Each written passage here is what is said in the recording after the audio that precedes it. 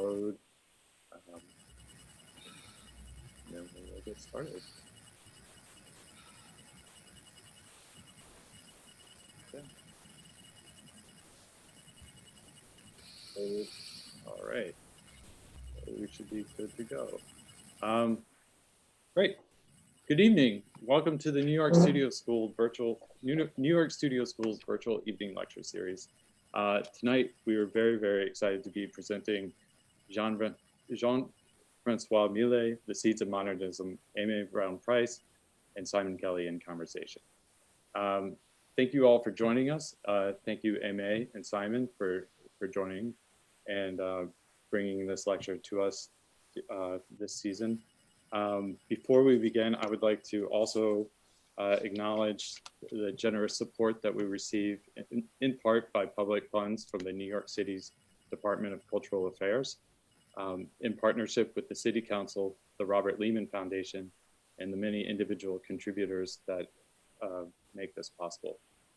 Please do consider making a donation tonight, either during or after the talk, by clicking on the support button on our homepage at www.nyss.org. And there you just click the donate button. It's a difficult time for small art institutions like ours, and your support is we're very grateful for it. Also, before I introduce our speakers, I would just like to point out the Q&A button at the bottom of your screen. Please do feel free to click on that and enter a comment or a question at any time during tonight's talk. And we will leave time to answer the questions at the end of the lecture. I have a feeling there's a lot of familiar faces in the crowd, so I think we'll get some good questions. If you're on YouTube, you can leave a question or a comment in the comments section, and we will be able to get to that as well.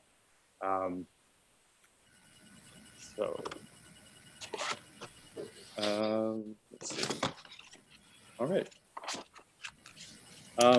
Our speakers tonight, Simon Kelly joins us from St. Louis.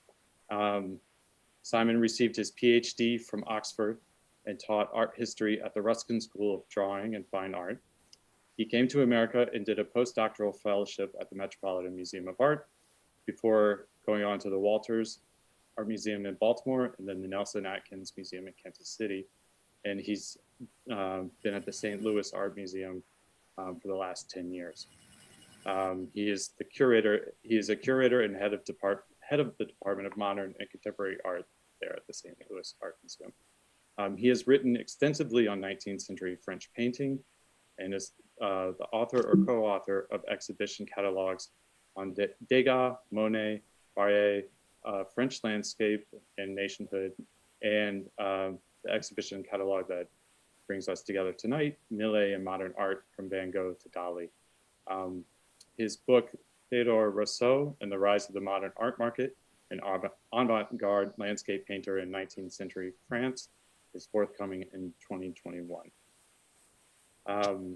Aimée Brown Price joins us from the Upper West Side, and she received her PhD from Yale University, has lectured both nationally and internationally, and taught widely in the United States at institutions including Princeton University, CUNY Graduate Center, California Institute of Technology, and Queens College.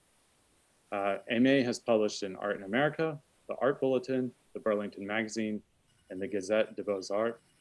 She has contributed essays to a number of exhibition catalogs, and her field of specialty is 19th century art, but she is also interested in a range of issues from mural paintings and modernized allegorical figures to caricature, public and private art, double portraits, and smiles in portraiture. She's an authority, and maybe the authority, on French painter Pierre Puvis de Chavannes, and she's organized major exhibitions of his work for the Van Gogh Museum in Amsterdam, the Bunkamura and Shimane museums in Japan, and authored the catalogs there. Her 2-volume book on the artist Puvis de Chavannes, comprising a monograph and a catalogue raisonné of the painted work, was published in 2010 by Yale University Press. And in 2015, the French nation made her a Chevalier in Arts and Letters. She's also a beloved teacher here at the New York Studio School, and we are very excited to have her here tonight discussing this topic. So without further ado, please join me in welcoming Simon Kelly and Aimée Brown Price. Thank you very much, Sam. I want to say how happy I am to be here, and especially because this whole thing came about because Simon has done this extraordinary exhibition on Millet, which was at the Van Gogh Museum in Amsterdam, the Van Gogh Museum. And now it was afterwards in St. Louis. And I'm sorry that I couldn't see it in person, but I had this catalog, which I think this reads backwards, but it's a beautiful and wonderful catalog on the exhibition on Millet and modern art. And thus we're going to have this dialogue today and conversation on Millet and the seeds of modernism. So if Sam, you can put the first slides on. And I hope that, especially since Simon's here in person, which is really wonderful, so to speak, in virtual person, that I'm very interested in how you curated this exhibition in two venues that I know that it changed. And maybe during the time that you're talking, you can talk a little bit about why it was one way in one place and perhaps a little different in the other place, how your ideas might have changed on Millet, how you categorize things. And those are just some themes that I'm interested in, and I don't know how much you want to talk about them. And also, I guess I should say to viewers that you're going to talk, then I'm going to talk, then you're going to talk, then I'm going to talk. And I hope we don't confuse each other too much or the viewers. So I'm really happy, Simon, and I'm looking forward to what you have to say. I'm happy to, Aimée, and thanks for instigating this. I appreciate it. Thanks to Sam too for all your work in getting this together. I guess probably a good place to start is if we are going to talk about the exhibition, or at least to start with, is just where or how it came about. And actually, it came about. It was actually Vivian Green at the Guggenheim who suggested to me back in the late 2000s that we do a session together at CAA. So it's actually her. The sort of concept is her idea initially, I would say, but she knew that I was somebody who'd written a fair bit on Barbizon work, and did my PhD on Théodore Rousseau. So we actually came, out of that conversation by organizing a session at CAA in Chicago in 2010, and that was called Modernizing Millet. So that was kind of the sort of core of the idea of an exhibition, and I feel like it's been a long road. It's 10 years later, and finally the exhibition has happened. But it's probably been the most complicated. I've done a fair number of exhibitions now, and this one has probably been the most complicated to do in terms of the loans and the complexity of the loans. So as Aimée said, it opened at the Van Gogh Museum last October, and then it ran through there to January, and then ran in St. Louis originally from February to May of 2020. We had to close it down after about 3 weeks because of COVID, but then fortunately we were able to extend it. Lenders were very generous and agreed to extend their loans. So we actually ended up extending the show until September. We reopened in June, so June to September we were open with 25% capacity for the show. I guess that's some of the kind of nuts and bolts. The sort of core idea of the show, at least for me, was to think about a kind of non-Greenbergian narrative for the history of modern art. Clement Greenberg mentions Millet, I think, once in his writings. In contrast, he speaks extensively about Courbet. So, I think Vivian too, and of course Maite, because this was a collaboration with her. She was my co-curator in Amsterdam.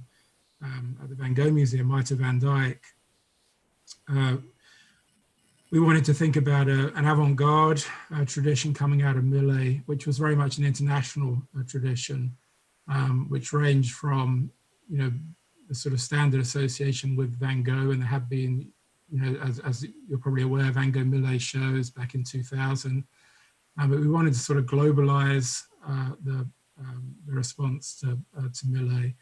So in the show, you see a pretty international range of artists, from kind of Winslow Homer to, Paula Modersohn-Becker to, Don't give it away. Don't give it away before you show the slides. Okay. Well, I think some of them we're not showing, like Malievich.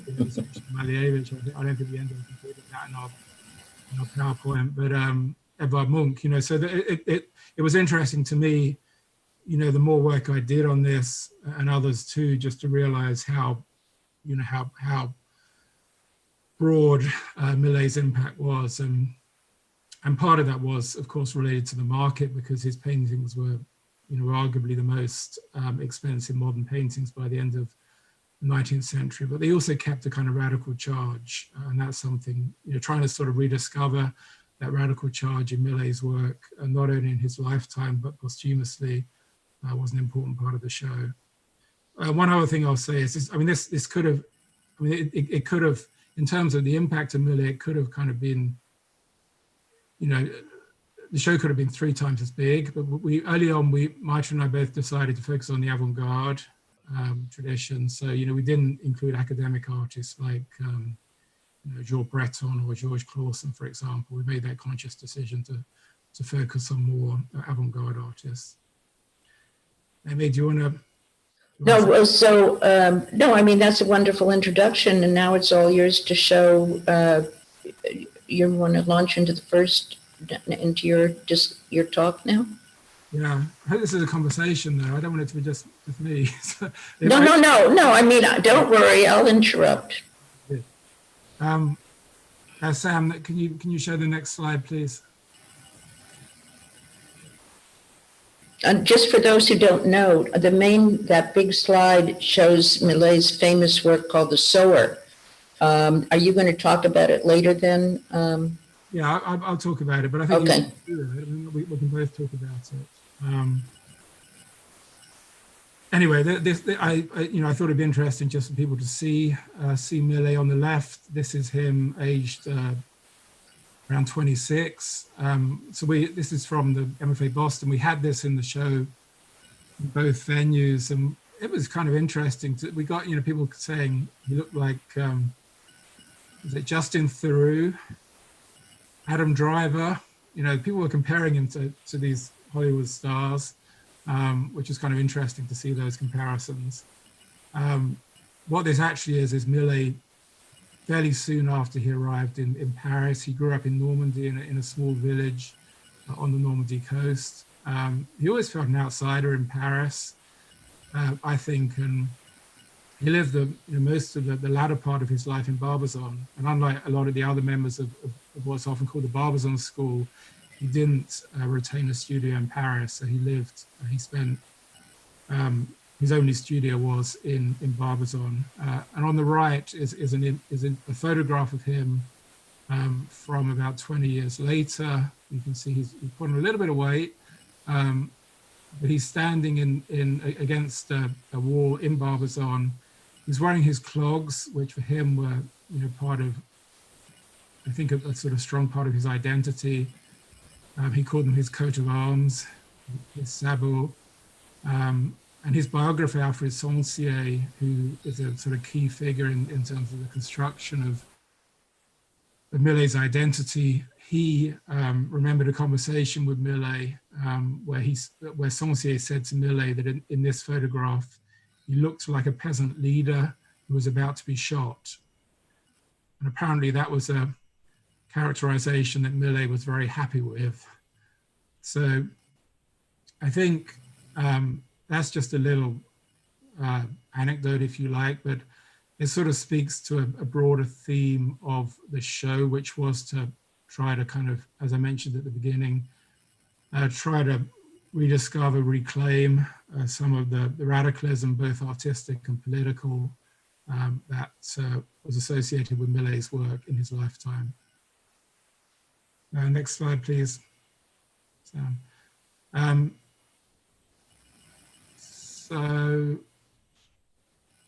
So as Aimée mentioned, the Sower is, and there are various iterations of this. Another kind of theme which relates to Millet's modernity is his interest in repetition, I would say, kind of postmodern in a way rather than modernist, but he often produces variations or variants on his compositions. So there are several variations of the Sower, the Boston one, which Aimée showed at the beginning. And then here, these two versions, the Yamanashi one, which I think was the one that was shown at the Salon in 1850.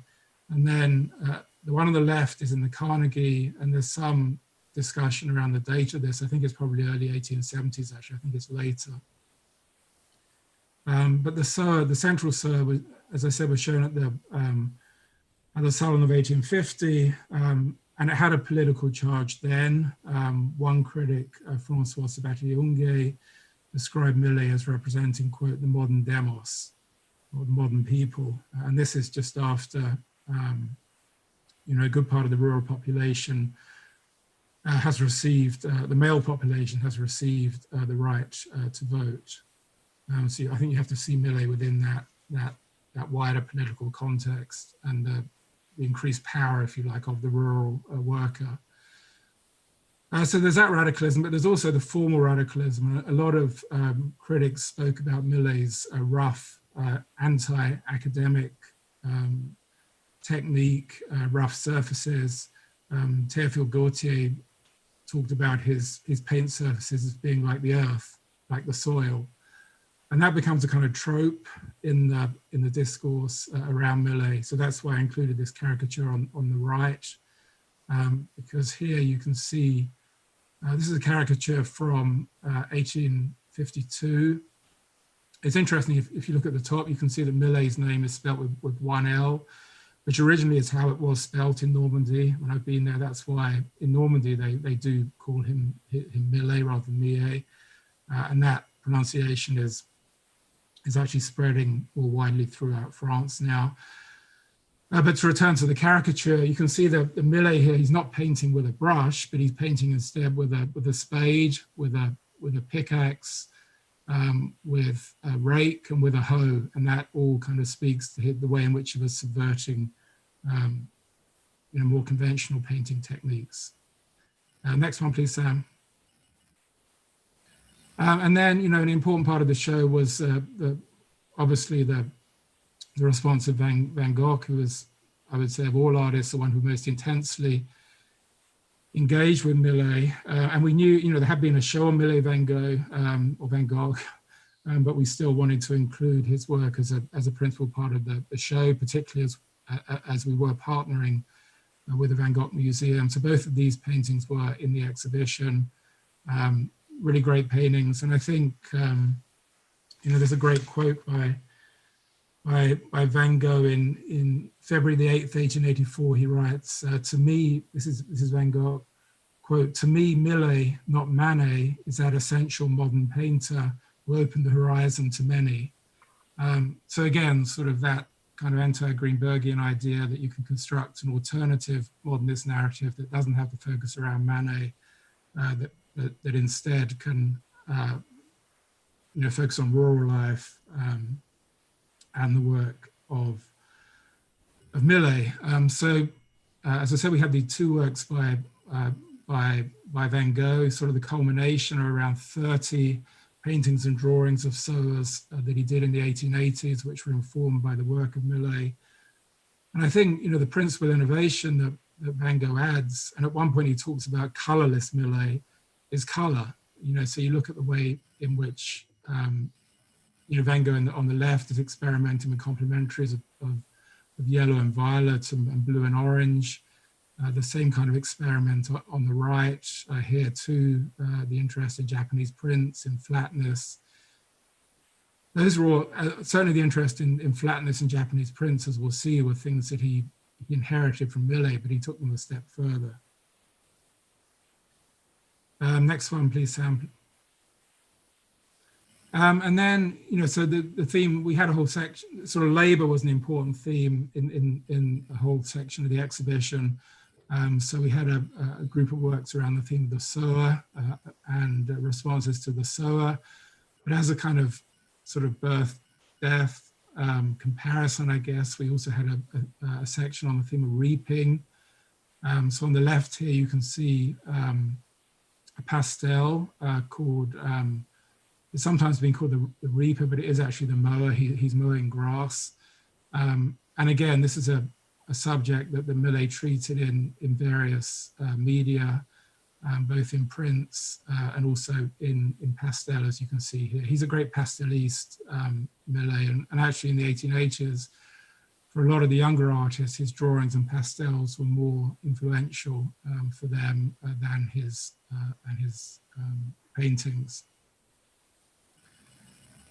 Here you can see, Cézanne producing a drawing after, actually not specifically after this pastel, but a related drawing by Millet. The Cézanne-Millet connection is really interesting. There's not really time to speak about it here, but it's a fascinating connection. And then on the right is one of Van Gogh's 20 painted copies after this composition by Millet. And Van Gogh's painting is based on a print, not on the pastel. And then the Hodler is obviously not as direct a comparison, but Hodler is somebody who was making copies of Millet early on, and in terms of kind of internationalizing Millet's response, we decided to include Hodler in this section. Simon, I'm sorry. Was this that Van Gogh, particularly when he was in the asylum, that he did these copies after Millet, or am I wrong? You're right. Yeah, I mean, a lot of them are done when he was in Saint-Rémy. So yeah, this series of Labours of the Fields and also the 4 Times of the Day are done around that time.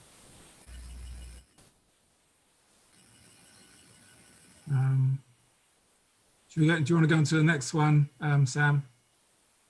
And then, Amy and I talked about this, but I think, this exhibition, talks about Millet's work looking forward, but of course, Millet's kind of Janus-headed figure, and for him, it was always important to look back too. So he was fascinated by the art of the past, and in the case of this figure here on the left, I think actually, as Robert Herbert was the first to say, you can trace the connection to Bruegel's, the figure on the left on Bruegel's print of Summer. Next one, please, Sam. And then before we get on to Puvis, I think, in this opening labor section, we had Sower, we had reaper or mower, and then we had quite a large section around the theme of the Gleaners. And, Aimée asked me about, how these shows operate in terms of, practicalities. And I would say that, it's great to work with the Van Gogh Museum. That meant that we started with a great core of Van Gogh paintings to come to St. Louis. At one point, the Musée d'Orsay were interested in taking the show themselves. It ultimately didn't work out, but they were incredibly generous in terms of their loans, as you'll see, through the show or through this PowerPoint. So they lent the Gleaners. Some of these were lent just to one venue, so the Gleaners just went to Amsterdam, and then we needed one in St. Louis, and then we actually, this painting on the left is actually his first iteration of the theme, a really beautiful painting from the Yamanashi Museum. Both of these works show the kind of rhythmic poses of the women gleaning, which, as you probably know, is a picking up of the ears and stalks of wheat, which have been left after the harvest. So this is a kind of painting which is a story of contrast between the women in the foreground who are sort of facing starvation and the plenitude of the harvest in the background. And again, I think, although Millet was fairly ambivalent about his politics and what he said, I think his art kind of speaks for itself. And he was working at a time when this act of gleaning was actually under threat for these women. Traditionally, it had been a right that had been granted them by rural communities, but around this time, it was a right that landowners were actually starting to charge for. So there's a sort of broader context of, the impact of capitalism on agricultural practices, within which I think it's important to place this work. But it is a portrait of a kind of marginalized outsider class, I think. And it's an image, or both of these images, but particularly the one on the right, have had great impact. So Sam, maybe the next slide. And then this is just a range of the images. We had a pretty good number actually in the show. Obviously Sower is somebody who collecting Millet prints, was much influenced by him, spent a good amount of time in Barbizon. We'll show a Sower drawing later. And then, the Italian response to Millet is really interesting. As Vivian Green knows well, Morbelli and Segantini, and we have this painting by Morbelli in the show. Great painting, large painting, came from a private collection in France, and kind of translating Millet's subject from the plains of Chailly or Barbizon to the rice fields of the north of Italy. But again, keeping that sort of political element, and Morbelli was somebody who was self-consciously political and allying himself with these, with the kind of hardships of these rural workers. And then on the right, there's an interesting story of Gauguin and the School of Pont-Aven, their response to Millet and their interest, particularly in the kind of flatness of his work. That was an important trope around his painting by the 1880s. Paul Mance, and Millet had a big retrospective in 1887 at the École des Beaux-Arts, and the introduction to that by Paul Mance described Millet's work as being abbreviating and synthesizing.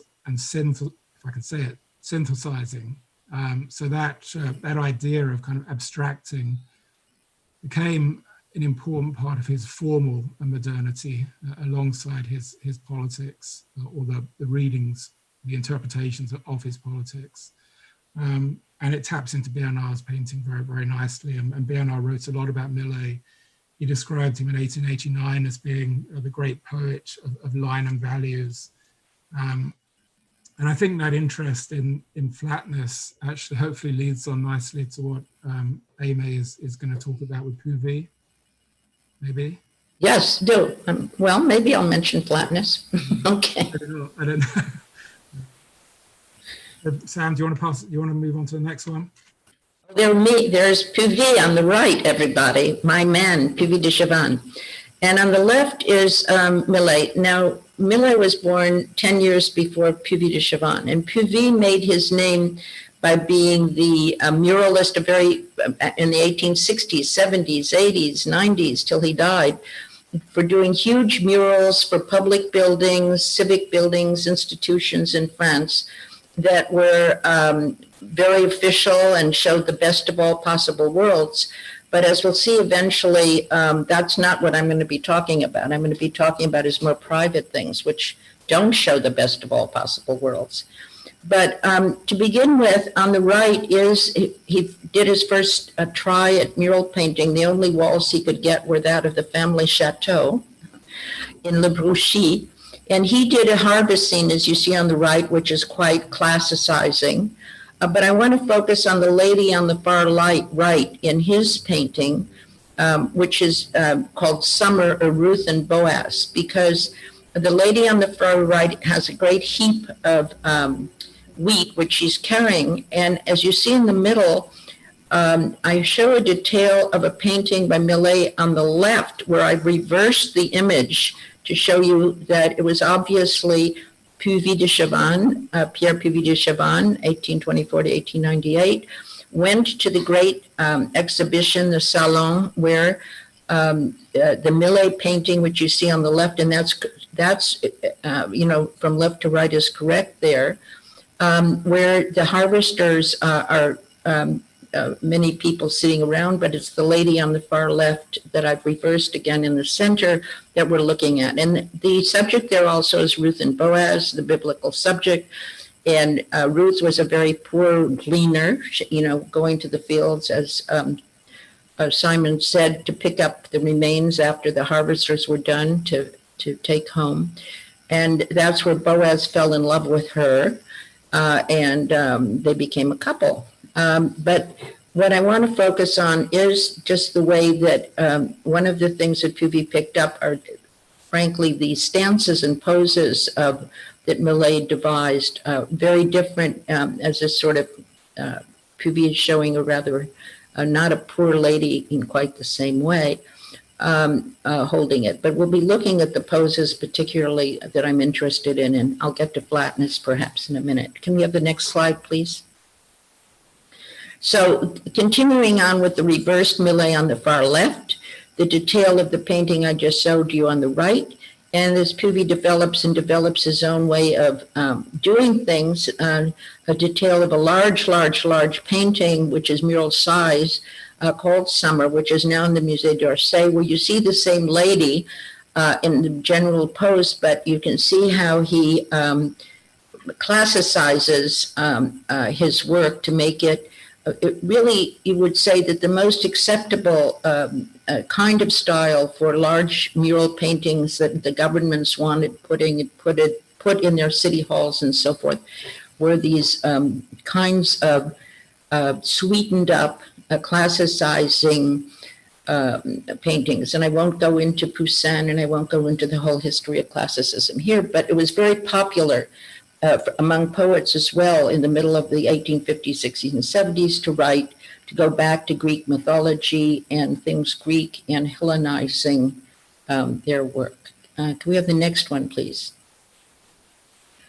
But here I'm also showing two of the Millets that are so important to me and were so important to show you how much he changed in a way. In 1850, the mid-century, again, he showed here's the sower, who's this very showing an active, striding, vigorous figure who's stepping out and sowing his seeds, and powerful and manly in the sense that we think of masculine as being powerful and active.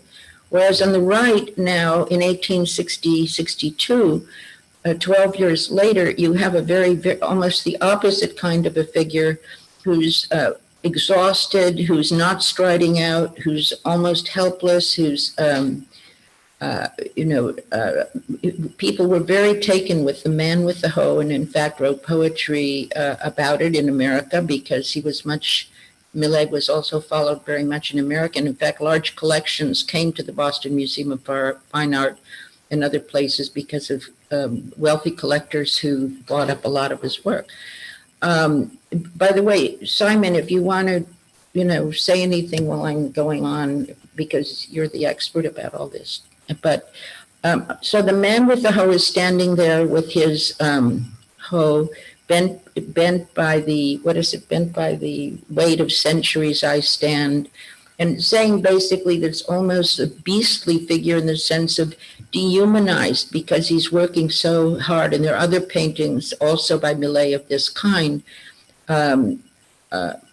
showing this kind of wasted person who's been working so hard. And it's this kind, rather, a figure that Puvis de Chavannes, the artist who's known for these sort of Arcadian works, takes up in his private paintings. That is to say, his smaller personal paintings, which show a quite different story from his public paintings, where everything is going along wonderfully well and everything is fine and everything is serene and so forth. Can I have the next two, please? So on the left is a very wonderful painting, again by Millet, called The Angelus. And it's very similar in a sense to The Man with the Hoe, in the sense that the man there and the woman they're pious people. They're praying at dusk. And the man has his hat in his hand. And again, he's not a great, vigorous, active person, but rather a quiet person. And when I think of this painting, by the way, Simon mentioned Robert Herbert, who was my professor when I was a graduate student, and he was one of the most extraordinary writers about Millet. So when I see this painting, I think of him, and talking also about the light in which I think Simon will talk about the times of day and so forth. But what Puvis picks up here, as you can see in the drawing on the left particularly, and then as he changes it, we've seen how he transforms some of his drawings to make them more and more, pares down the details and makes them stronger by what he has left becomes stronger and stronger as he gets to the essential of things. So in the middle, you see his drawing after the Angelus man, but there are several drawings where he works up, which I'm not showing you, a whole train of drawings.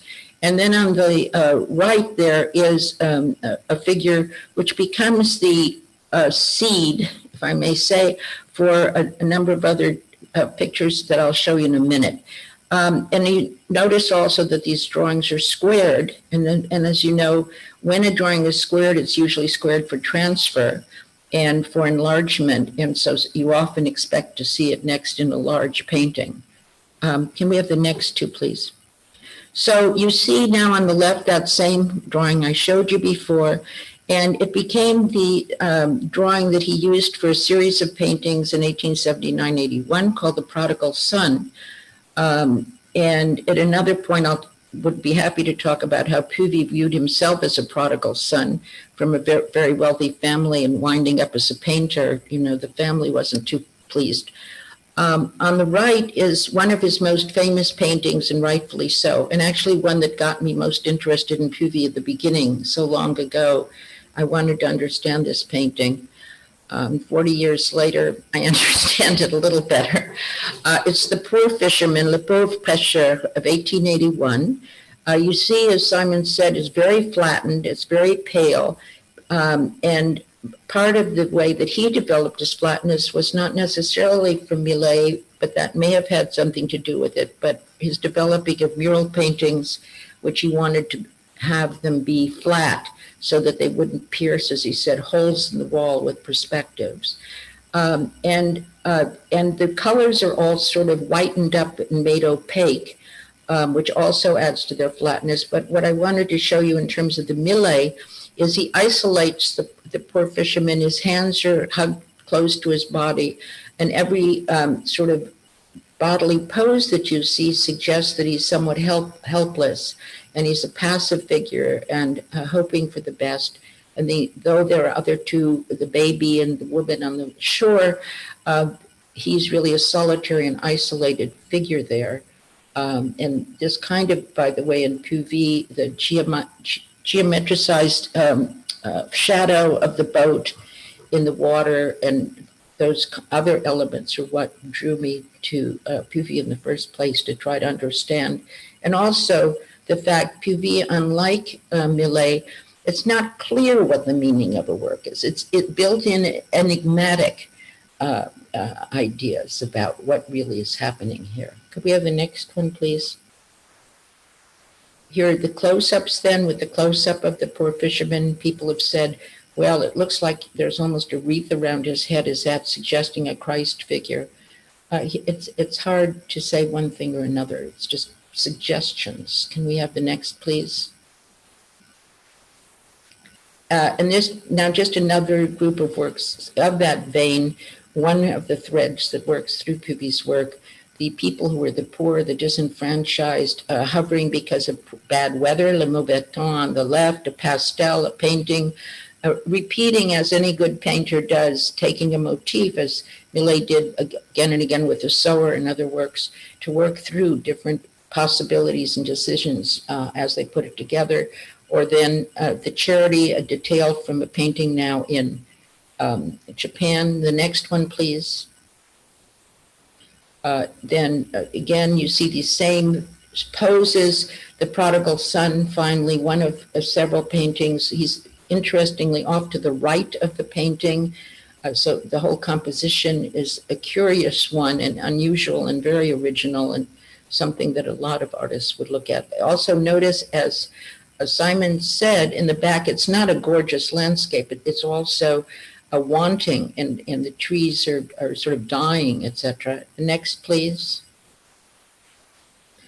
Just other poses that Puvis picked up. On the left, Millet, Hagar and Ishmael, and Puvis, Orpheus, who is writhing the very way that poor Hagar, who is dying in the desert with Ishmael, on her stomach and kind of in a twisted pose, and a very unusual pose. Although I've got to say Jacques-Louis David used a similar pose about a young man in the Revolution.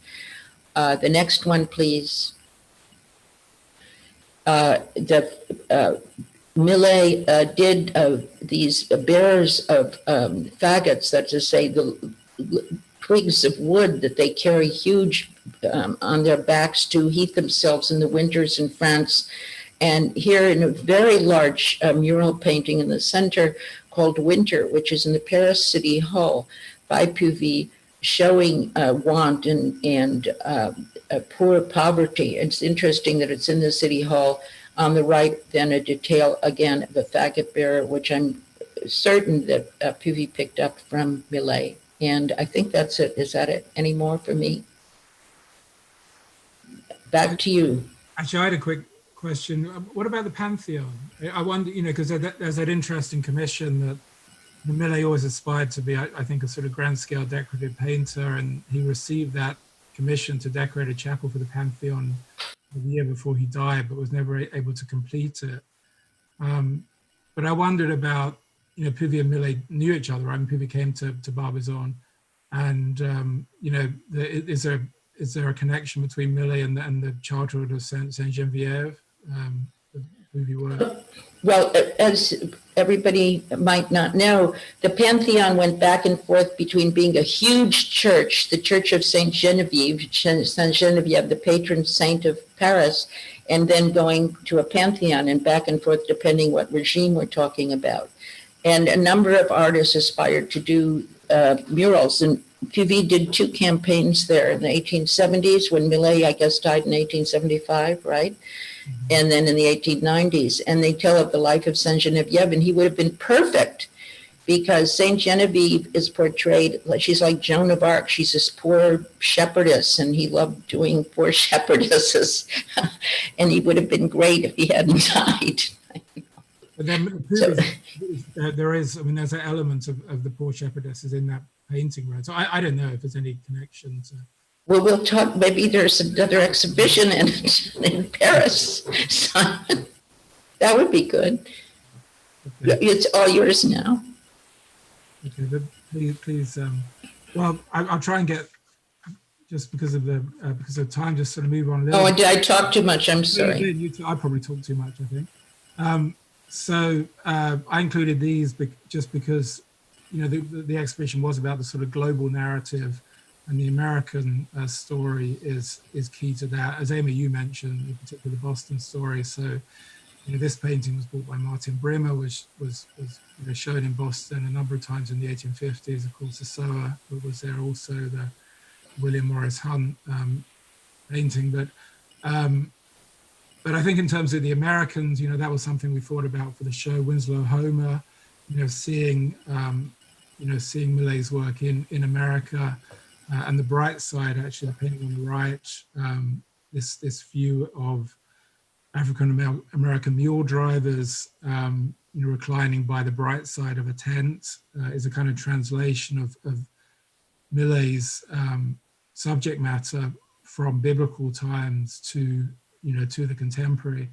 And in part, I think it does relate to the harvesters resting, which Homer could have seen, but it's also the print of noontime or siesta, which John Singer Sargent actually also copied. That's a Sargent copy at the top. Next one, please. And then, so this is, and so much of Millet's work was disseminated in print form, and that's how artists saw it.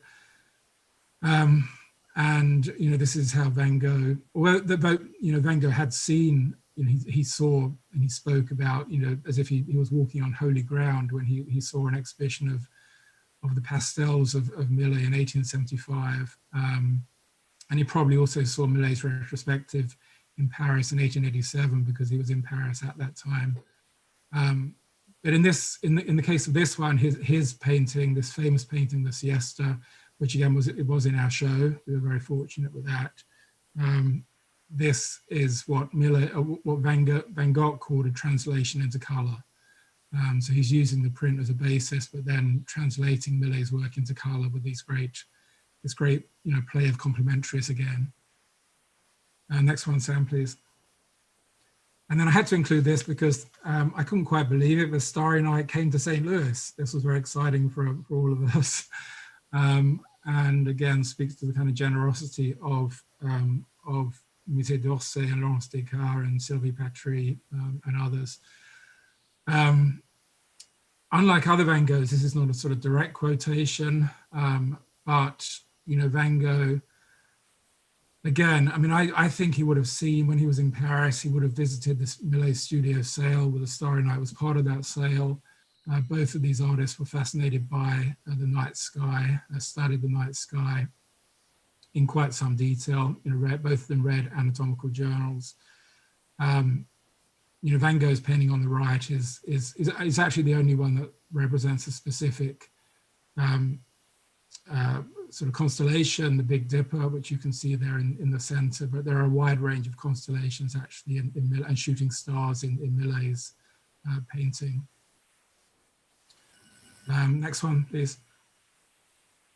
And then I think we had to mention Sower because by the 1880s, as I mentioned before, Millet's drawings for a lot of artists were arguably more influential than his paintings. And you can, this is a very beautiful drawing on the left, which was in the exhibition. And you can see the way that Millet builds up his surfaces with these kind of dense hatchings. He was using, I think this is Conte crayon, this kind of waxy crayon, and he built up these surfaces with these hatchings, and often left areas of the paper just bare. I mean, if you look, there's a lovely little detail there where the head of the baby Jesus is just the paper allowed to show through, and it kind of glows because of the areas of darkness around it.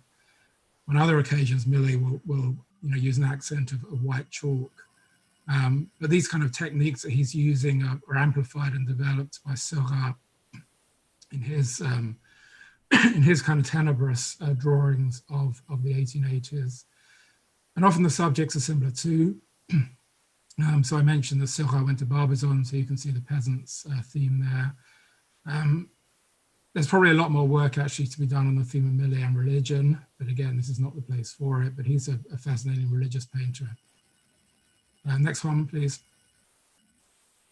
And then we had a section on the theme of nudes. Again, maybe the nude body, both male and female, is not a subject that one immediately thinks of when one thinks of Millet. And some of these are actually quite erotic, but particularly in the early part of his career, in the 1840s, when he came to Paris, he was selling a lot of these nudes. I mean, a lot of them were produced for the marketplace. And the one at the bottom, the Shooting Stars from Cardiff, is just a really beautiful painting. It comes from Dante.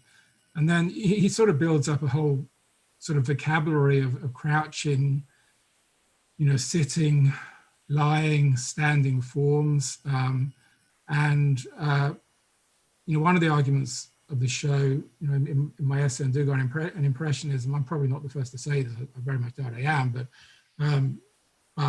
just thinking about the importance of this for Degas, Degas wrote about how much he admired Millet. He collected Millet's work. The drawing at the top right belonged to Degas. He went to Henri Rouart's, house for dinner virtually every week, and Rouart had the largest collection of Millet's work in Paris.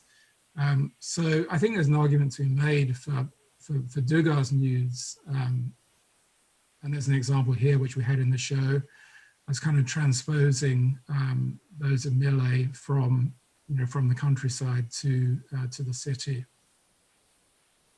Next one, please.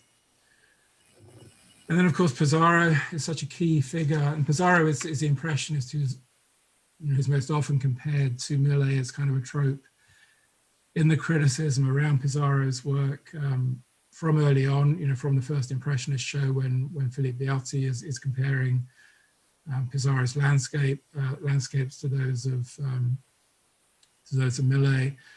And then in the show, we sort of focused on the 7th Impressionist exhibition of 1882, when Pissarro showed a group of 3/4 length figures, which tapped, I think, into the similar kind of subject that Millet was treating. The one on the left is actually in the St. Louis Art Museum, was shown at the 1869 Salon. But again, I mean, a lot of these artists, it's a sort of question of, Pissarro, it's interesting because for me, I mean, it's undeniable that there's a very close connection between the two artists. But if you look at Pissarro's correspondence, he's often pretty, not exactly, well, often pretty damning actually about Millet. It's often the critics who are making the strong comparisons, but if you sort of trace, I mean, for me, he protests too much, actually, Pissarro. But 1882, he's saying Millet is too biblical. This is coming from, Pissarro the anarchist, so the difference from that point of view. He describes the Angelus, when he sees it at the 1887 exhibition in Paris, as being a work of idiotic sentimentality. And he talks about his work as being too full of sensation, as opposed to what, those are his words, as opposed to what he saw as a kind of staged theatricality of Millet's work. That's what he said. But if you look at his paintings, I think you can see a lot of close connections. And this was picked up by numerous critics at the time. And I think, what you can say is different is, is a handling of paint and the higher sort of color range that Pissarro was experimenting with. But often the subject matters are very similar, and the use of non-professional models. The models for Millet's painting on the left are his family. He had 6 daughters and 3 sons, and with his wife, Catherine, they often served as his models. Next one, please. Paula Modersohn-Becker, I love as an artist, and she wrote a lot about Millet in her correspondence. So it was important to me that she be represented in the show.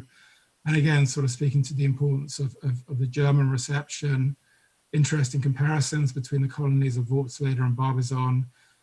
There was a really major landscape, probably his most important landscape, called Winter, which went to the National Gallery of Berlin in 1895, but which was destroyed in World War II, sadly, which is a great loss to Millet scholarship and really to the history of 19th century landscape, I think. Modersohn-Becker, she saw a great deal of Millet's work, particularly in Paris, actually. She wrote about it a lot when she came to the 1900 Exposition Universelle. And her sort of vocabulary of flattened forms and similar subject matter to that of Millet kind of takes his work to another level. Next one, please. Millet as landscape painter, and Aimée, please feel free to jump in as you like, but I love Millet's landscapes, and I think he's an underrated landscape painter, particularly in the last 10 years of his life. Landscape painting becomes a really key part of his artistic project.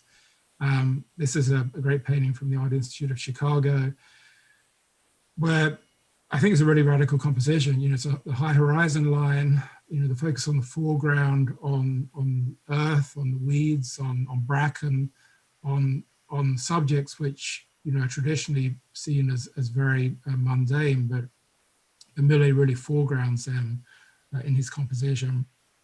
There's a great quote by Joris Karl Huysmans when he's reviewing Millet's show in 1887. He says, for the majority of landscapists, the earth is superficial.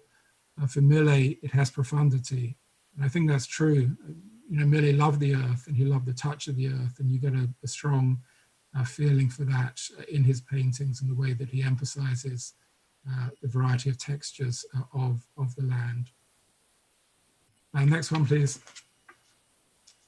And then alongside that is his interest in the sea. He grew up by the sea, so we had a variety of, we have this large painting from the Albright Knox in the show on the left, and then unfortunately the one at the bottom left, which is a great composition, sort of interesting cropping, was too fragile to travel.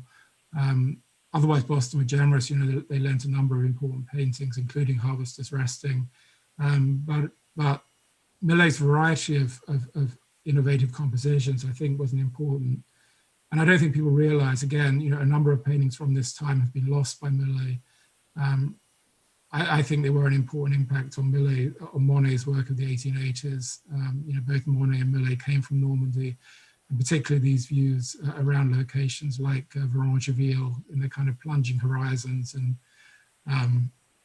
high horizon lines. Wouldn't some people say it was Japanese work that did it? Yeah, well, that as well. I think that's true. I wouldn't deny that. There's a kind of mutual influence there too, because remember that Millet was one of the first artists to look to Japanese prints. He was looking at them as early as 1860. I didn't know that. And Rousseau too. Well, the early 1860s, at least. But certainly, yeah, in their correspondence at the time there. One of the very few times that Millet and Rousseau argue is over a Japanese print that they both wanted to have. So, they were both very... Who won? I think Millet did, actually. Although don't quote me on that. I'm not sure it's actually totally clear from the correspondence. Anyway, but that's a good point, because I mean, there's a danger in this exhibition, of course, of ascribing too much to Millet. So, of course, Japanese prints, I think, are an important influence here. I wouldn't deny that. Okay, next one, please. And then Spring, this is a great painting which was well known. It was acquired, it was gifted by an important patron, the wife of an important patron of Millet, Frederick Hartmann. And it came to the Luxembourg Museum, the French Museum of Contemporary Art, in 1887. And because of that, it was one of his most well-known paintings. I should say, actually, the two bathers, which I showed earlier, that painting was bought by the state at Millet's studio sale. So Degas could have seen that in the Luxembourg Museum. I have to interrupt here to say it's just too bad people can't see this in person, because it's just extraordinary. I mean, everybody, this is virtual and that's fine, but wow, it's too bad you can't see it in person. It was nice to have that. We had these three next to each other. I mean, I didn't show any, I haven't shown any relationships, but these three were next to each other. It was kind of an interesting comparison, and Roloff's, the Hague School connection to Millet is important. And in his, again, the American connection, he talked about Millet as being, in his words, an artistic angel. And he was in Paris in 1894, the year that he died and the year this was painted. And we don't know the precise chronology of this. I think it may have been painted before. He saw the work in the Luxembourg, but he could well have been aware of Millet's work through reproduction. Next one, please. Time is running short, so I'm going to go quickly. Okay. So just some more. The Sower on the left, and what the Belgian amazing, very perverse, very erotic, very strange artist Félicien Ropes, R-O-P-S, is doing with the Sower. And it's Satan. Now the Sower becomes Satan. And he was immensely popular, by the way, Ropes. I mean, his prints and so forth. Instead of sowing the fields with seeds, Satan is sowing it with chaff, and the chaff meaning little babies that he's throwing. And he's walking, as you see, over Paris with his big sabot, with his big wooden shoes. By the way, it's very important to know that sabot is the word from which sabotage comes. Because, as you know, the people in the industrial, the Luddites threw their wooden shoes into the machinery, and that's one thing to learn tonight. Next one, and the Sower became then the woman Sower, la semeuse, who was used on French coinage beginning in about 1901. And there she is. Now she is vigorous and feminists arise, and she's becomes now official in the République Française. Next one, please.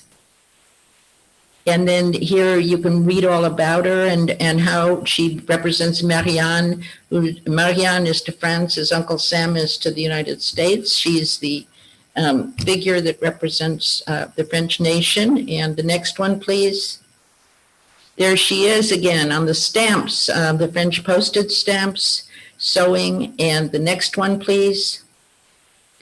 And then she even winds up in the United States. The seeds of victory ensure the fruits of peace in the World War I. Please buy bonds. And this is by a wonderful artist named Flagg, F-L-A-G-G, who also designed the Uncle Sam saying, pointing and saying, I want you, meaning to sign up for the army.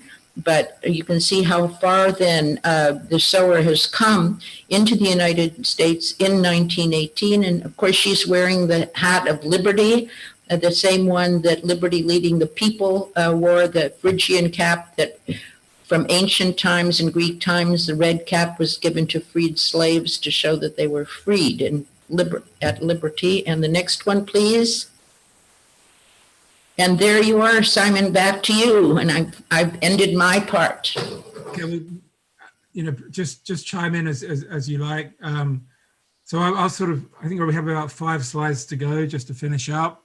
But we had to, mention the Angelus. This was, the most expensive modern painting when it was shown, when it was sold rather at auction in 1889 in Paris.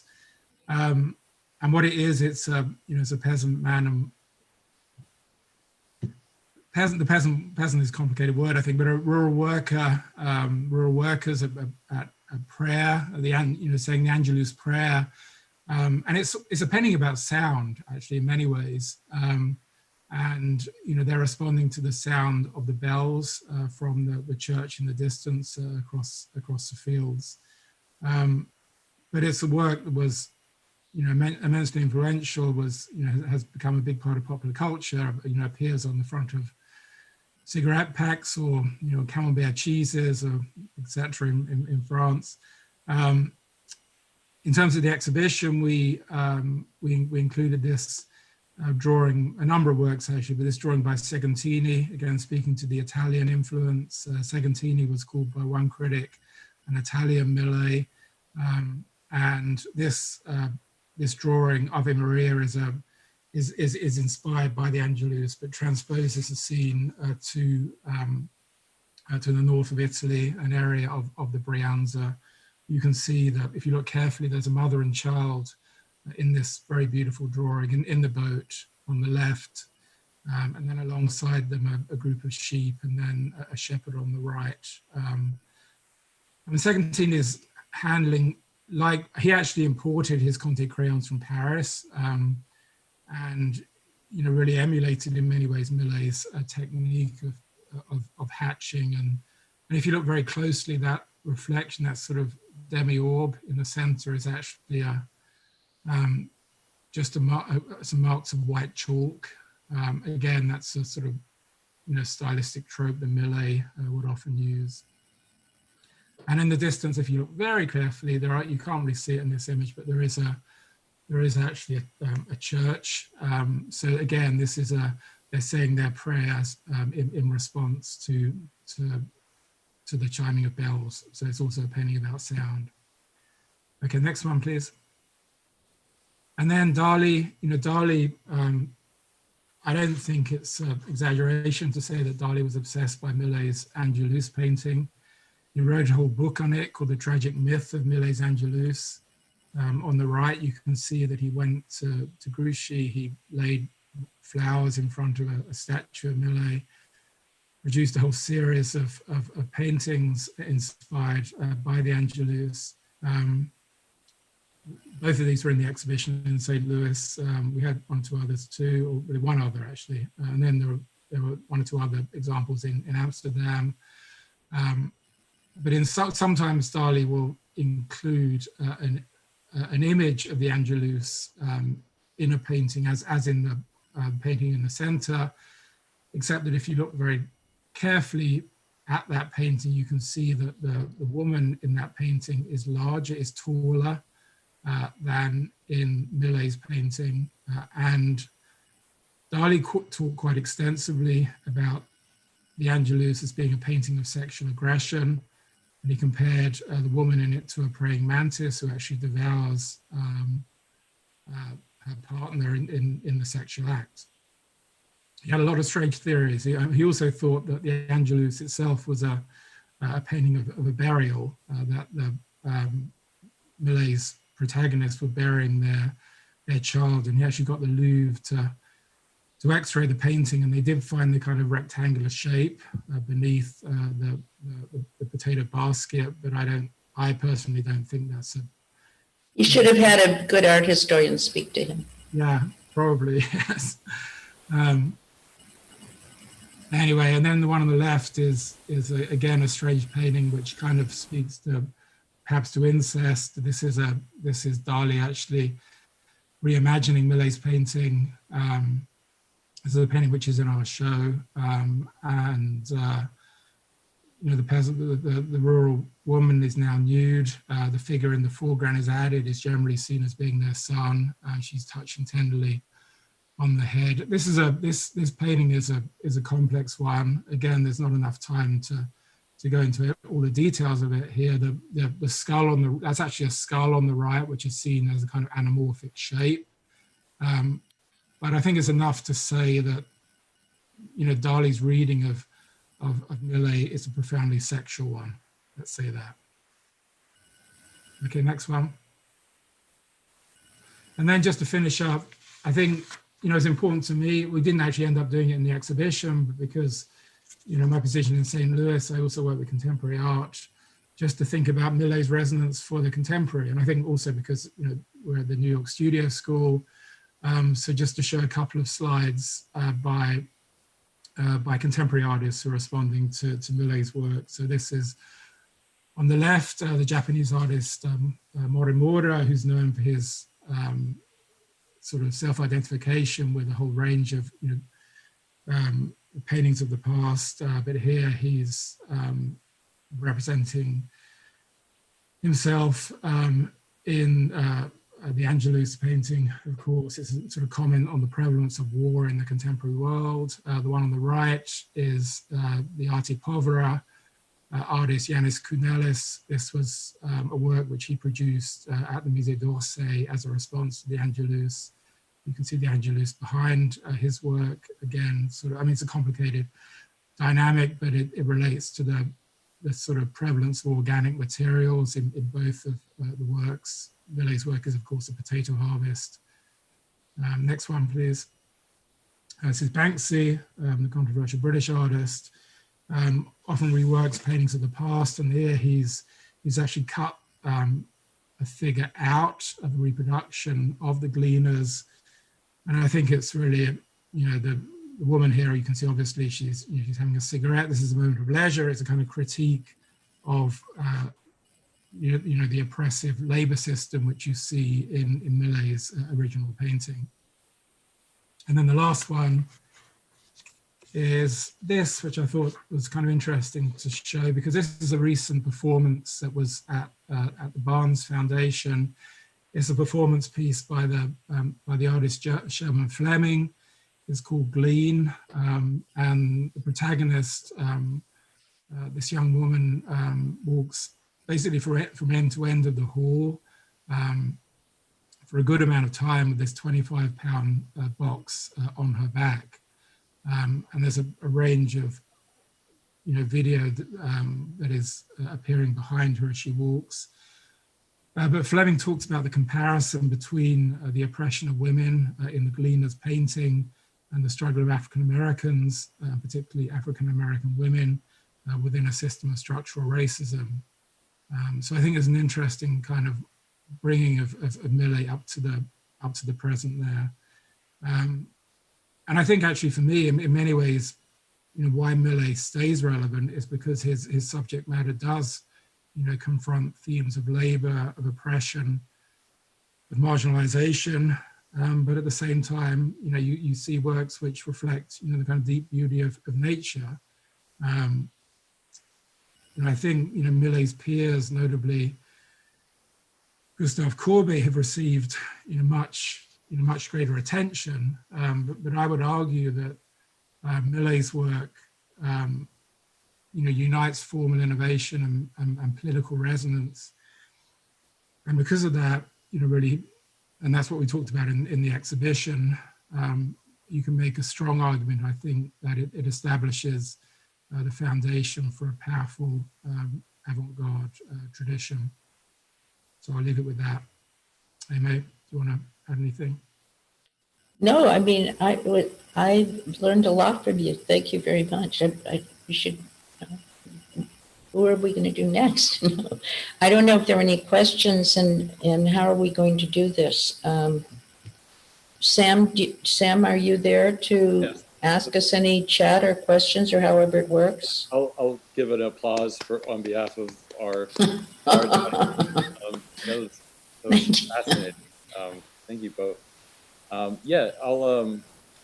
It would be, if anybody wants to enter in questions, I'll just remind you that there's a Q&A at the bottom of the screen, and we do have some questions here. People have been entering in while you've been speaking. So I'll just sort of go through them. All right. Tom asked, do either of you know of any direct references from Millet about his interest in Bruegel's images of Sower's Parable of the Sower, 1557, or the Limbourg brothers' book of house labor images? Might a strong influence exist? Thank you. You want to answer that? I guess you're going to have to answer that.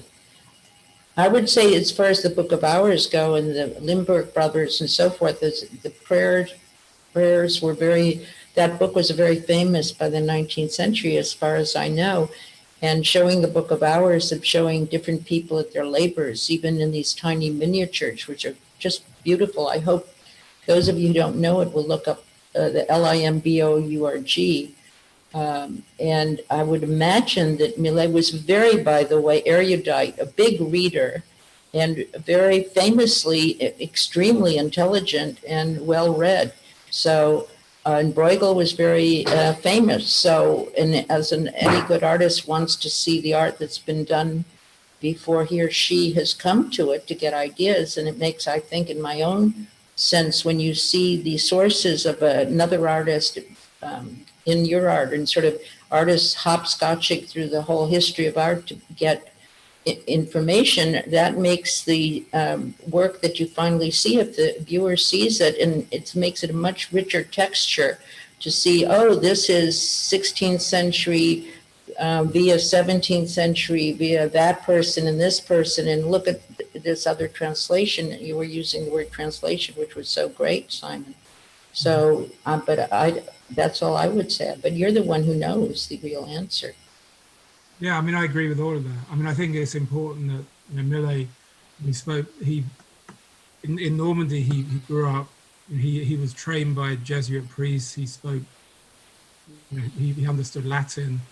He knew the Bible extremely well. So I think, yeah, I mean, the Parable of the Sower, he undoubtedly would have known that, and I think it is a sort of subtext to his Sower paintings. I mean, there's an interesting story, sort of anecdote in, I think it's 1853, when Millet visits Delacroix, and Delacroix in his journal sort of rather dismissively talks about Millet as the only book that he reads is the Bible. There's a sort of class-based critique there in some ways, I think, but and Millet's reading is actually much wider than that, and it ranges from Homer to the Bible to the American Transcendentalists. He was reading Ralph Waldo Emerson, so he was very, very widely read, and I think one thing that hasn't been realized is just how well written, not just Millet, but the Barbizon community in general were. So Rousseau and Barbizon, Rousseau and Barye rather, and particularly Rousseau were significant collectors. So Rousseau collected medieval books, and Millet to a lesser extent, But he would have been aware, certainly would have been aware of books of hours. And I think, again, you know, I think it's a sort of smart point to make, because I think those are a kind of subtext to a number of his paintings, like the Sower, but in general, the sort of labors of the fields. Another question? Yeah, Philip asks, when and how did the Millets end up in Kofu? What was the question? When and how did, I'm just reading it verbatim, when and how did the Millets end up in Kofu? Kofu? What is Kofu? K-O-F-U? I don't know what Kofu is. Maybe we'll move on. So, he's talking about Japan, I think. I can't remember. Which ones? Because I went to Japan, you know, for this exhibition. You know, part of doing this show is the extensive travel around the world. I can't remember which ones. If that's what this. Is it Kofu or Gifu? Because Gifu has a wonderful museum, and it has many things. Doesn't he mean Gifu possibly? Well, I don't know. So anyway, thank you. Been to a whole variety of places in Japan. So I can't. Is there any more detail on that question? He writes that the first two paintings said that they were from a museum in Kofu. Oh, maybe, is he talking about the Yamanashi? Maybe he's talking about the Yamanashi Prefectural Museum. I think is that in Kofu? It's next to Mount Fuji. Gosh, I honestly don't know how they got there. You'd have to speak to their curator. I can't remember all the details. I will say I will say they have been buying recently. I don't know about that, but I have had, and working and actually preparing for a seminar in Japan at the end of the month. Should I advertise that? Anyway, on Utopia. But I had spent there, I curated an exhibition in Japan, and I was amazed by how much Western art has been collected, 19th century art, since the turn of the century. And at the Ohara Museum, for example, in Kurashiki, and other museums in Gifu, etc., they have an extraordinary education in the arts in Japan, starting with children. And they've collected arts extraordinarily and have, I would say, the proliferation of museums there, and the importance to the society and to the culture, and visiting them and actually looking at the pictures is extraordinary to me. And I went because of Puvis, and they have lots of wonderful, important Puvis in these museums. So I'm not surprised at all that Millet would wind up in Japan. I mean, I think a lot of, you know, particularly in the 1980s, a lot of Millets were being bought by various Japanese entrepreneurs and museums. That was a kind of important moment. Less so now. The 1980s was an important time. Hillary is asking you, what is the possibility of a show like this organized in New York? Millet, I think, is somewhat under the radar screen for many museum gallery goers. I mean, she says, it's fascinating and important study. Thank you. I don't know really. I mean, there are some important Millets at the Metropolitan Museum, for example, and the Met were actually important lenders to the show. So I don't know. I mean, I think it's probably difficult to imagine a sort of Millet show on the scale of the Delacroix show that was in New York a couple of years ago now, but I don't know. I can't really speak to that too much. That takes us to the whole subject, which is for another evening perhaps, of how sometimes huge exhibitions, I mean, you know, one has to visit them a number of times. And one of my professors once said it was like hearing all of Beethoven's symphonies all at once, and that someone spent a lifetime. But it's interesting, the whole idea of these huge shows.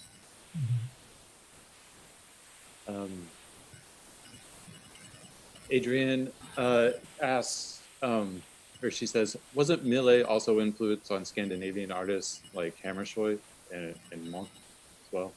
Yeah, we had Munch in the show, actually. So there is kind of an interesting connection between Munch and Millet, and a lot of it is around the same kind of, similar sort of subject matter that they choose, at least in terms of the sort of rural life subject matter, and the interest in the themes of the harvest, etc. So yeah, there was a major painting, Death and the Woodcutter, which went into the Ny Carlsberg Glyptotek Museum in Copenhagen. Is it Ny Carlsberg? It was it was certainly in one of the Copenhagen museums by the latter part of the 19th century, and that was a major work, by Millet in Denmark. And in the exhibition, we also had a Danish artist, Laurits Andersen Ring, who's a really interesting artist, probably not so well known, who was also, who wrote a lot about, or wrote about, did he write about Millet? But certainly his paintings reflect his interest in Millet. Hammershow is a complicated one. I'm not so sure. I guess I can see the connection in some of Millet's interiors. And there's a sort of lineage there. I mean, some of Millet's interiors go back to the Dutch 17th century. And maybe there's a lineage that you can trace through Millet to Hammershow. Kind of interesting question. There's a couple of questions that kind of spin off to that. This is a longer question, and I apologize for my mispronunciations, but Stefan asked for comments. Growing up in Catholic Flanders, my experience with Millet is having the Angelus everywhere being featured and practiced. It also had a major impact on Flanders expressionism. Constant Permeke in the Leiden School. Did you consider the impact on surrounding Catholic and royal cultures in the exhibit? And goes on, great to see Felicien Rops, yet he was from French-speaking Belgium. The discussion also reminds me of an exhibit that Stefan saw in Lille, in Rizel, where there was a comparison between Millet and the US frontier paintings. Do you feel this comparison was adequate and relevant? Yeah, I saw that show. That was at the Musée des Beaux-Arts de Lille, and there was a whole section of the show which was called Millet America. But it was focusing more on sort of the 20th century response to Millet. So it's interesting that Edward Hopper, for example, did some drawings after Man with a Hoe, for example. And that show really sort of talked quite a bit about film as well. It had, clips of like Terrence Malick's Days of Heaven, for example. And there's another, element, in the show I did in St. Louis, I included one or two clips of film because I was interested in seeing that tradition included into continued into the 20th century. We've got André Antoine in France and Dovzhenko in Russia, which connect to that. We haven't talked about the Russian interest, but Malevich was fascinated by Millet. We had a Goncharova in the show, and important Millets were shown in Russia at a major exhibition in 1912. So I don't know. I mean, I think it's a good question about including work from Flanders and the sort of Millet's own religion is complicated, and the degree to which he actually identified as Catholic, I think, is actually questionable. But I guess we had to set some kind of limits, right? There's only so much we could include in the show, but I like the idea of exploring more the work of the Flemish art, old Flemish art. I have a question. If there were to be a film made of Millet, I mean, we've seen Kirk Douglas's Van Gogh. That was good. Who would play Millet? Or maybe this is it takes a lot of thought. So maybe I don't. Okay. I'm sorry to interrupt. Go on, Sam. It's a tough question, Aimée. I know, but I thought, Yeah, I mean, as I say, when we did the show, people were comparing the early portraits of Justin Theroux and Adam Driver. I don't know if I really see it. I mean, I see it a little bit. I see Justin Theroux a little bit, not so much later Millet, but early Millet. But I don't know. Ted asks, what happened in the culture to account for the change in the way the rural poor was viewed between Millet and Puvis, Pizarro, and everyone? So can you speak to that shift, I guess? I mean, a lot of it is to do with just changing agricultural practices and, you know, the rise of industrialization, you know, mechanization on the countryside, which in turn, you know, leads to, you know, workers losing jobs, losing positions, moving to the city. You know, Millet is, when he's representing the, you know, this rural class, he's representing, as I think, you know, Tim Clark says somewhere, you know, class in transition. So, you know, I think you just, even though Millet never actually, interestingly, he never shows a railroad, he never shows industrialization in his paintings. You have to see his works within that context. I think it's interesting because I remember, I think, Professor Herbert, Bob Herbert, saying that the Angelus is interesting because the time of day is being marked by the Vesper prayers, whereas coming in was industrialization, where times of day had to be worked out on clocks. You work from 9 to 5, et cetera, et cetera. And the standardization, the difference in time, and that in a way the Angelus was nostalgic for what was passing. And I think of Constable in England, who's painting landscapes that are disappearing, and that unless one knows that, you think these are just gorgeous landscapes about farms and everything, and you don't realize it's all being fenced in. So that knowing more about the context in any of these things, knowing that something is passing away and that's why you're painting it. And one more thing about that, I just went to a landscape show, and you think of 19th century landscape, ho-hum, but you think climate change is making this disappear. These landscapes won't be here because the rivers are rising, etc. So that the cultural context in which you see these things, in which the artist is painting them, demands knowing more about the situation, both of the artist at the time, and then later when your viewer is seeing something a century later, and what it means now, as it, you know, it's gone, this is gone, or whatever. So it's an interesting question in terms of that, it seems to me. Yeah, I think that's a really good point. And I know there's as you know, Amy, there's a lot of kind of scholarly interest at the moment in ideas of time at the end of the 19th century. But I think, you know, one important thing about the Angelus was not only was it a time of prayer, but it was also a way of measuring time. Right? I mean, it's not as if, you know, the rural workers had wristwatches. They were using the Angelus, which chimed at 6 a.m. in the morning, midday, and 6 p.m. in the evening, as a way of actually regulating time during the day.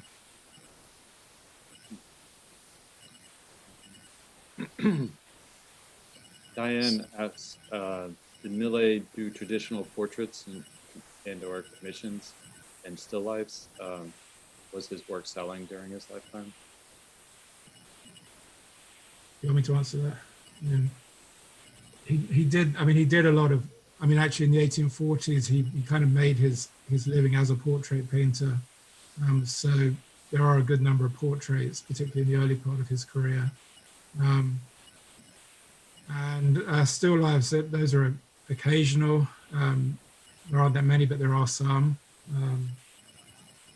If you get a chance to look it up, there's a really beautiful one called the Bouquet of Marguerite, which is in the Musée d'Orsay. It's a pastel or pastel. So there's a small number, and he, in terms of making his living, you know, early on, as I said, he was making his living from selling portraits and some nudes. In the 1850s, he struggled. He didn't have a strong market, and made more money actually from drawings. He had a significant market for his drawings, even if he wasn't selling them for much. But his market really transforms in the 1860s. He signs a contract with a Belgian dealer, Arthur Stevens, in 1860, like an early example actually of an artist-dealer contract, and that helped sort of regulate his finances. And then his finances were really transformed in the late 60s by a dealer called Paul Durand-Ruel. He's often seen, there was a big exhibition around his work as a kind of, you know, pioneering promoter of Impressionism, as Aimée knows well. And he represented Puvis too. Right, exactly, representing Puvis too, right? But before he was representing the Impressionists and Puvis, he was a big supporter of what he called the School of 1830, and in the late 60s and 70s was buying Millet's work for significant amounts directly from the artist. So that's when Millet actually genuinely became wealthy. I see a few people have done the raised hand function. If you have a question, please do type it into the Q&A. But I'm not sure if we're getting close to the end, perhaps. Someone asked if there's a relationship between the Seurat drawings to Millet drawings. I think you touched on that some, Simon. I don't know if there's more to expand.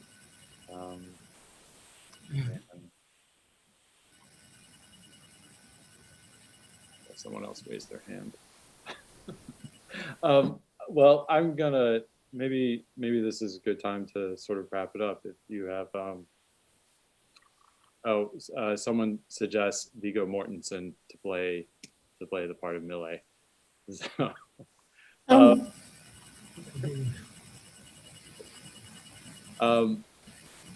David says, "Thank you very much, Simon and Aimée. I regret not being able to see the show, but the presentation here is some small consolation." And I have to agree with David.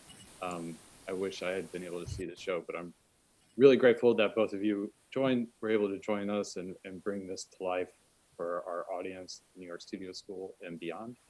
And just really appreciate you taking the time and sharing with us. So thank you. Thank you. And thank you very much, Simon. And thank you, Aimée, for instigating this. I appreciate it. Goodbye, everybody. Thank you. Yep. Have a great night. Thank you. You too. Thanks.